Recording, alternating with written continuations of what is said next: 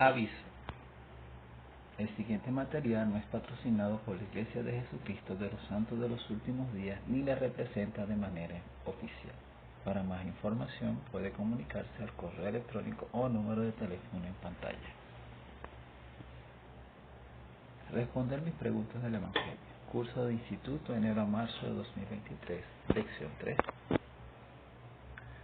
Hacer preguntas con fe en Jesucristo.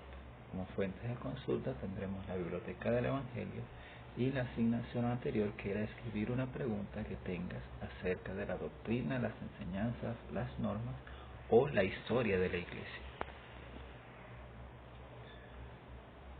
Actividad. Según las opciones numéricas dadas, responde lo que piensas de las siguientes afirmaciones. Es inapropiado hacer preguntas en cuanto a la doctrina, las enseñanzas, las normas y la historia de la Iglesia. Siempre hay respuestas sencillas y directas a las preguntas sobre la doctrina, las enseñanzas, las normas y la historia de la Iglesia. El hecho de creer o no creer en Dios no influirá en la forma en que tratamos las preguntas sobre el significado de la moralidad y el propósito de la vida. A la derecha se muestra el valor numérico y lo que significa o el valor o la frase que representa cada uno. Te invito a que puedas completar esta actividad y luego proseguir con el video. Ahora analizaremos cada afirmación. Afirmación 1. Es inapropiado hacer preguntas en cuanto a la doctrina, las enseñanzas, las normas y la historia de la Iglesia. Para ello se recurrirá a citas de algunas personas, por lo que te invito a que puedas detener el video para leerla detenidamente y luego responder a las preguntas. ¿Qué piensa el Señor en cuanto a que hagamos preguntas? ¿Qué podemos recibir del Señor cuando le hacemos nuestras preguntas? ¿Por qué podría ser importante conocer la diferencia entre las preguntas principales y las secundarias? ¿Qué puede suceder si descuidamos las preguntas principales y nos centramos únicamente en preguntas secundarias?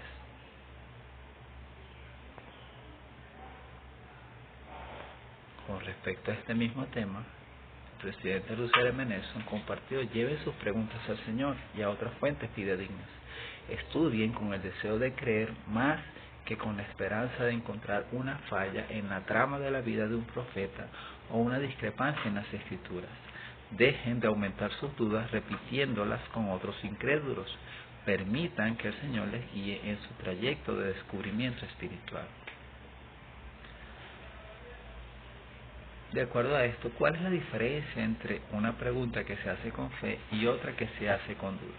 Para profundizar más, podrías leer Alma 22 del 4 al 12 como ejemplo de preguntas que se hacen con fe y Alma 11, versículos 21 al 22 y del 26 al 35 como ejemplo de preguntas que se hacen con duda.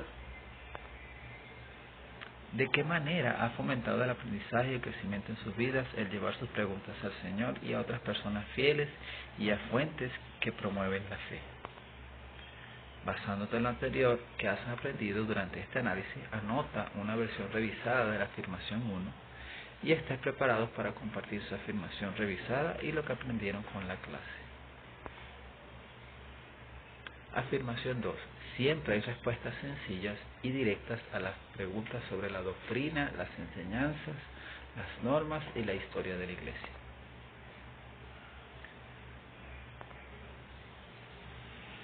Quisiera que leyese esta cita de 1 Nefi 11, versículos 14 y 17 y que analices la importancia de la respuesta de Nefi a las preguntas del Espíritu.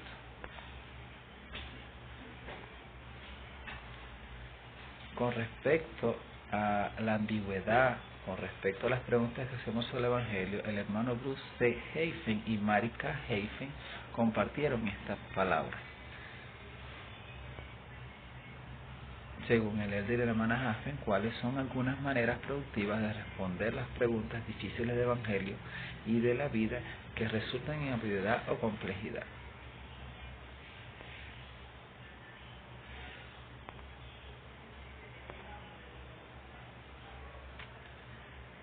Con respecto a este mismo tema, la hermana Sherry Dew compartió estas palabras,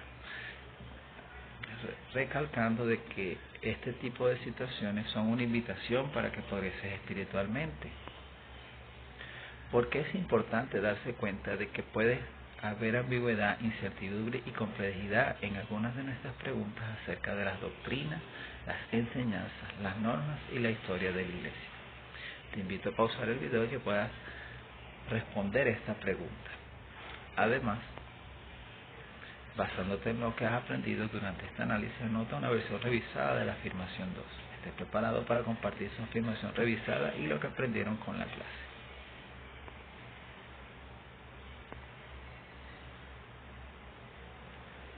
Al leer del capítulo 30, versículos 12 al 18, te invito a que puedas analizar cómo las creencias de Coriol influyeron en su perspectiva de la moralidad y propósito de la vida.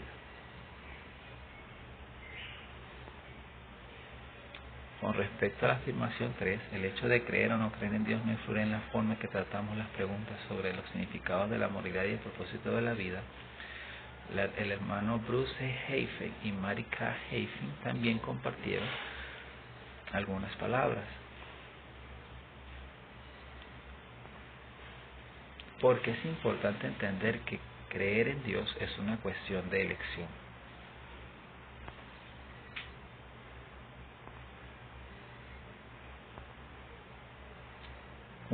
El presidente Dali H. Oaks también habló con respecto a lo que es el relativismo moral y recalcó de que hay un Dios que es la fuente de la ley eterna y le ha dado mandamientos que establecen lo que es bueno o malo para muchas de las decisiones. Con respecto a esto, se pide responder la siguiente pregunta: ¿por qué nuestras premisas o puntos de partida marcan una gran diferencia en la forma en que respondemos las preguntas? ¿Qué diferencia se produce cuando formulamos una pregunta con la creencia de que en Dios como nuestra premisa subyacente? Luego de analizar esta cita, basándose en lo aprendido durante este análisis, anoten una versión revisada de la afirmación 3 y estén preparados para compartir su afirmación y lo que aprendieron con la clase.